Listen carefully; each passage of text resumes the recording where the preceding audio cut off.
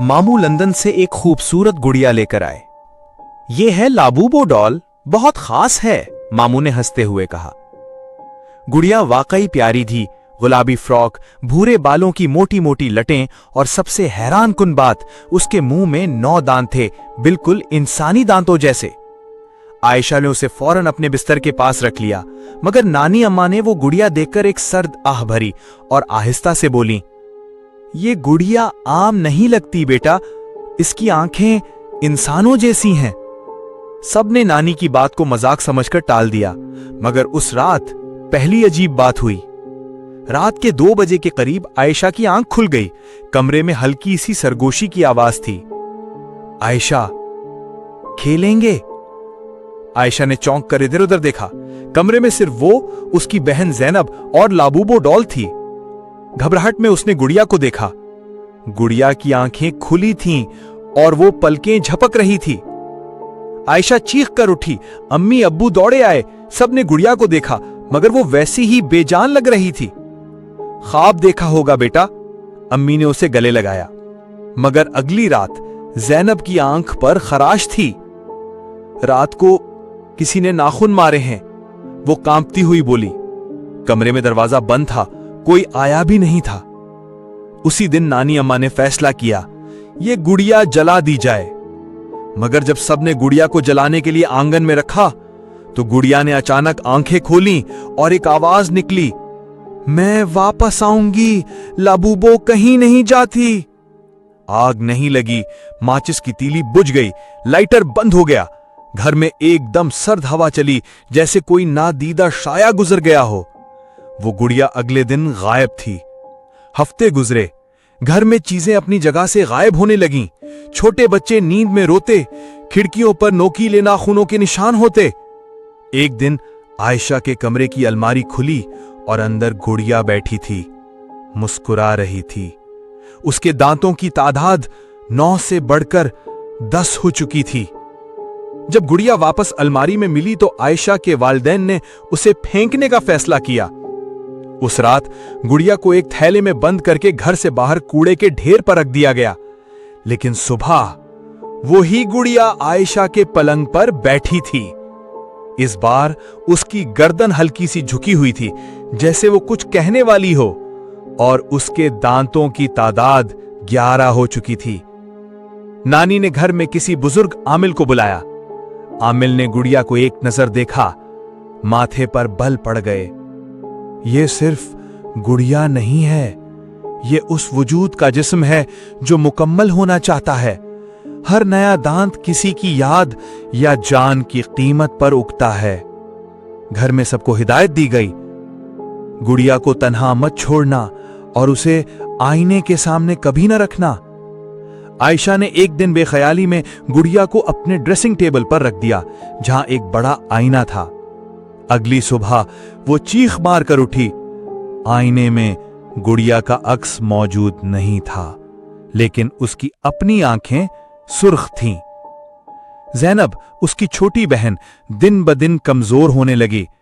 डॉक्टरों ने खून की कमी बताई, मगर मां ने उसके बाजू पर एक दिन छोटे छोटे दांतों के निशान देखे, जैसे किसी ने नींद में उसे काटा हो।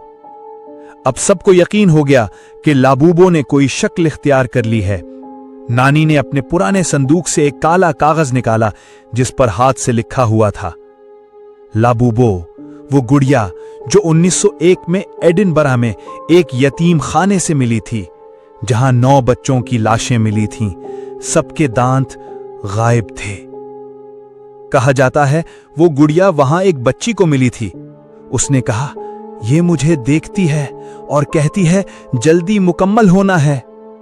यतीम खाने को बंद कर दिया गया और गुड़िया को लकड़ी के संदूक में बंद करके दरिया बुर्द कर दिया गया। मगर तब से वो हर कुछ साल बाद किसी और के हाथ लग जाती है। नानी ने एक अमल की इजाजत ली। रात के वक्त गुड़िया को घर के पिछवाड़े ले जाकर नमक और मिट्टी से दायरा बनाया गया। चारों तरफ दिए जलाए गए। आमिल ने दम शुरू किया। शुरू में गुड़िया साकित थी, फिर अचानक धीमी हंसी की आवाज आई। तुम देर कर चुके हो। घड़ी की सुइयां रुक गईं, दिए खुद ब खुद बुझ गए। घप अंधेरे में गुड़िया आहिस्ता से खड़ी हुई और बोली, जब आखिरी दांत पूरा हुआ तब मैं भी मुकम्मल हो गई। आमिल बेहोश हो गया। नानी जमीन पर गिर पड़े। आयशा की आंखों के सामने उसकी छोटी बहन जैनब ने एक आखिरी सांस ली और लाबूबो की मुस्कुराहट में एक 12वां दांत उभर आया। आयशा को कई दिन बाद होश आया। उसके मां बाप उसे इस्लामाबाद ले गए, जहां वो आज भी रहती है। कभी कभी जब रात को सब सो जाते हैं तो अलमारी में कुछ चीजें खुद ब खुद गिरने लगती हैं और एक गुड़िया जिसे वो कभी फेंक चुके हैं अब भी वापस आ जाती है। अगर आपको कभी पुरानी पुरअसरार सी गुड़िया मिले जिसके मुंह में दांत हों तो उसे जमीन में दफन न करना, ना आग में जलाना, बस दूर भाग जाना, क्योंकि वो लाबूबो हो सकती है।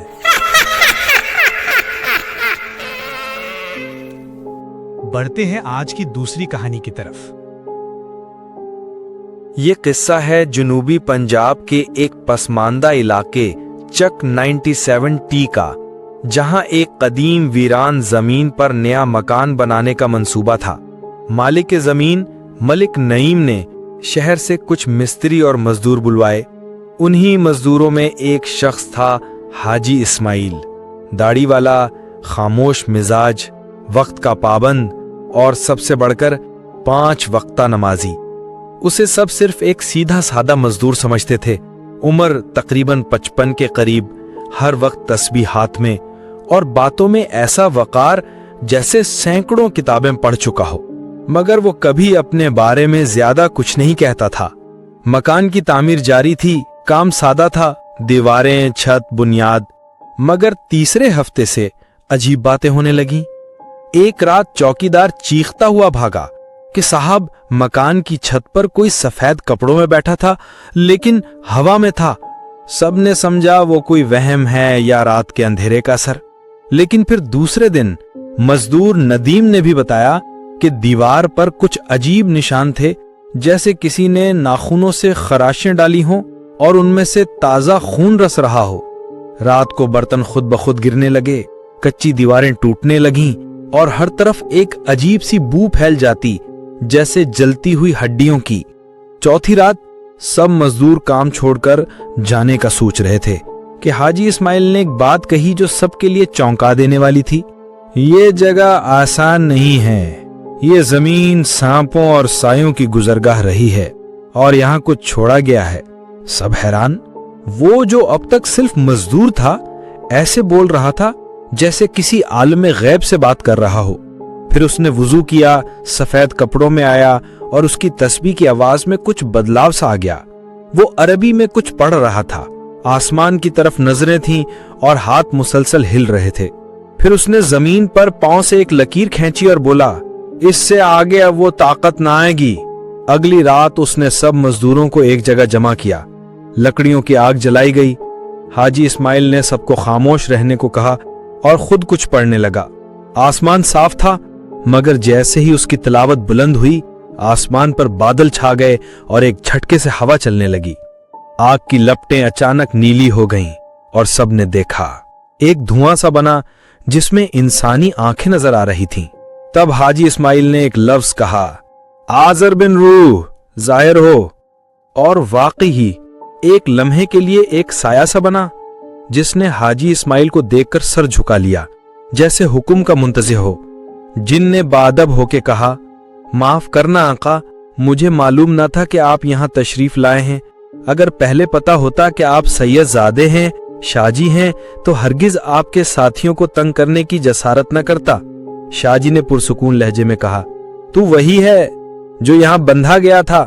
जिन ने सर झुकाते हुए जवाब दिया, जी आका, 200 साल हो गए। मुझे एक जालिम आमिल ने काबू करके यहाँ छोड़ा था। हर नए आने वाले को डराता था, क्योंकि मेरे सीने में आग भरी थी पर दिल नहीं। शाहजी ने सख्त मगर दर्दमंद लहजे में कहा, तुझे सिर्फ हुक्म के तहत डर आता था या जुल्म का शौक भी था? जिन ने लरसते हुए कहा, कसम है उस जात की जिसने आपको ये इल्म अता किया, कभी दिल से किसी को नुकसान न दिया, सिर्फ इसलिए रुका रहा क्योंकि कैद का वादा था। अब आपने आवाज दी तो आपकी खिदमत में हाजिर हो गया। शाह जी ने कहा, तू जानता है कि मैं कौन हूं? जिन ने जवाब दिया, मैंने आपके खुशबू पहचानी आका, आपके जद्दे अमजद के दरबार में खड़ा रहा हूं, जहां सिर्फ वही दाखिल हो सकता है जिसके खून में नबुव्वत की रोशनी हो। ये सुनते ही मजदूरों में कुछ के आंसू निकल आए। वो हाजी इस्माइल, जिन्हें वो दिन भर के काम के बाद चाय के कप देते थे, वो सैयदजादे थे, ऐसे इल्म वाले जिन्हें जिन्नात भी खुशबू से पहचानते थे। शाहजी ने कहा, मैं तुझे रिहा करता हूं, लेकिन वादा कर, ये जमीन अब पाक रहेगी और तू कभी किसी इंसान को डराएगा नहीं। जिन ने अदब से जवाब दिया, वादा आका, बल्कि अगर इजाजत हो तो मैं इस जमीन का निगाहबान रहूं। शाहजी ने नरमी से कहा, ये जमीन अल्लाह की है, उसके बंदे इसकी हिफाजत करेंगे। तुझे सुकून चाहिए तो जिक्र कर, ना कि जंजीर। जिन बादब रुखसत हुआ, धुआं सा जिस्म आहिस्ता आहिस्ता तहलील होने लगा और उसके साथ ही फिजा में खुशबू फैली, ऐसी जो सिर्फ रूहों को तस्कीन देती हो। मलिक नईम कांपते हुए आगे आया। हाजी साहब, नहीं शाहजी, आपने तो हमें बचा लिया, पर आपने छुपाया क्यों? शाहजी मुस्कुराए हुए कहने लगे, सैयद होना इज्जत की बात है, फखर की नहीं। जो दिखावे से दूर रहता है उसका इल्म ज्यादा असर करता है। मैं मजदूर हूं क्योंकि मेरा नफ्स यही चाहता है। काम खत्म हुआ। एक सुबह फजर के बाद सब सो रहे थे। शाहजी ने चादर उठाई, अपनी तस्बीह संभाली और खामोशी से रुखसत हो गए। न किसी से किराया लिया, न नाम लिखवाया। आज भी अगर उस जमीन से करीब से गुजरें तो लोग कहते हैं ये वो जगह है जहां मजदूर नहीं, शाहजी मजदूरी करते थे, जिन्नात भी जिन्हें अदब से पुकारते थे।